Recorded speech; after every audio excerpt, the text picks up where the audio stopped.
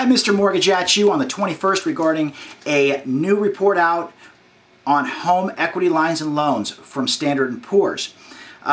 You know home equity lines and loans are a favorite topic of mine. As a matter of fact, on my blog and also on YouTube, I did a video a few weeks back called Big Banks' Deadly HELOC Exposure. It talks about all the big banks, Wells and their $84 billion in home equity lines, and Bank of America and Citi and Chase and WaMu, Wachovia, Countrywide. You need to go take a look at it. My new blog is www.mrmortgage.typepad.com. And of course, you know how to get to my YouTube channel. Now, before I get into this, I want to announce my new collaboration with the guys over at ML Implode. For a year to a year and a half, that's where I've been going for my mortgage information news, breaking news. Their insights are something, they're invaluable. Can't live without them. Also, I want to thank Carl Denninger, www.denninger.net, for his daily contribution in keeping us all informed. Today, S&P said 9.19 of lines issued in 2005 and 11.45% of loans issued in 2006 are delinquent. That's up about 6.5% apiece. Serious delinquencies, which are 90-day plus, rose almost 9%. That's insane. Now, by itself, I know it's insane, but everyone else might not. So let's put it in context. Let's take some other pieces of data out there and fill in the blanks.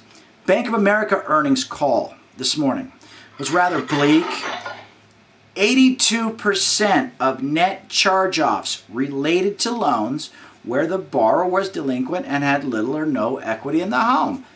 There's your negative equity effect. I love that topic too. I've been talking about that a lot. As a matter of fact, the Boston Fed about 90 days ago came out with a research report saying that negative equity is and will be the leading contributor to loan default, even more so than periodic arm adjustments. Simple. When people are upside down in their home, they do not want to keep paying on a depreciating asset, especially with exotic loans where payments might keep going up. Now, I have to give it to the Fed. They've cut rates more than anyone would have ever imagined in the last 6 months. And home equity lines are tied to prime, most of them, a lot of them. So they have been dropping, but still, negative equity is negative equity. Their payments have just gone down a little bit in paying for that depreciating asset.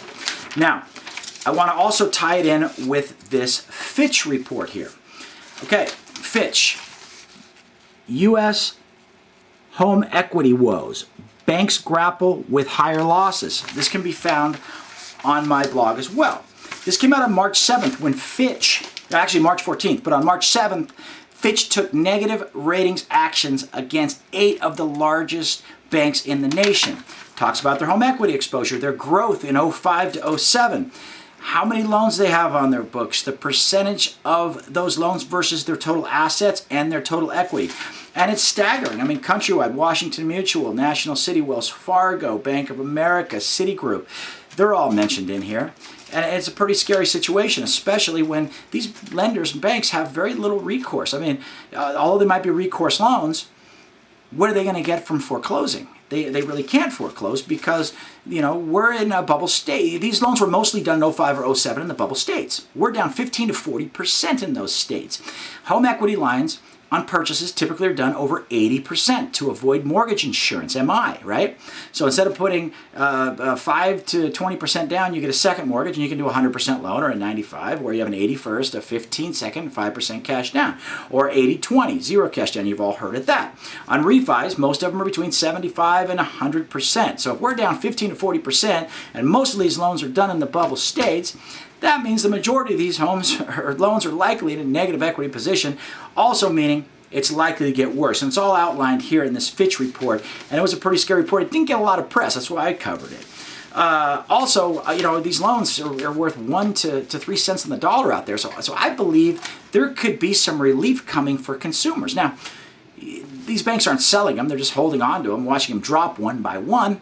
Why not open them up to the consumer and let you buy that back for 30 cents or 40 cents on the dollar? It gets you right in your home again. You get to pay off your second. The banks get 30, 40 cents on the dollar when they're getting 1 or 3 cents, if they could even sell these loans now. And I think it would be a great first step in getting, you know, a lot of this problem, or some of this problem, solved out there. So go onto my site, and take a look at the documents that are there and read the post summary of this video here, because this home equity line and loan exposure is something that isn't getting a lot of press, but it will start to get a lot of press. The banks are sitting on billions of these. Again, Wells Fargo, $84 billion. I think they've only taken about a 3 or 4% write down on their portfolio, when most of their loans are in bubble states, and they've even told us that most of them are over 80% combined loan to value. So it doesn't make any sense why they would take such a little write down when it says here the numbers are clearly higher than that. So this could be some problem coming forward with the banks too in their earnings, but that's something for you guys to figure out. I'm just going to tell you how these things are acting, and they're acting like the defaults and the delinquencies are going to get much worse, especially with foreclosures rising. We know that's happening, and values dropping more and more every day in the states where these loans were done the most. If you like this video, please give me stars. I like the stars. They're good.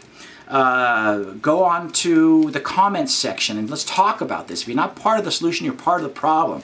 Also go to my blog, mrmortgage.typepad.com, and get involved with the comments there. It's a lot of fun once you start doing it if you have the time.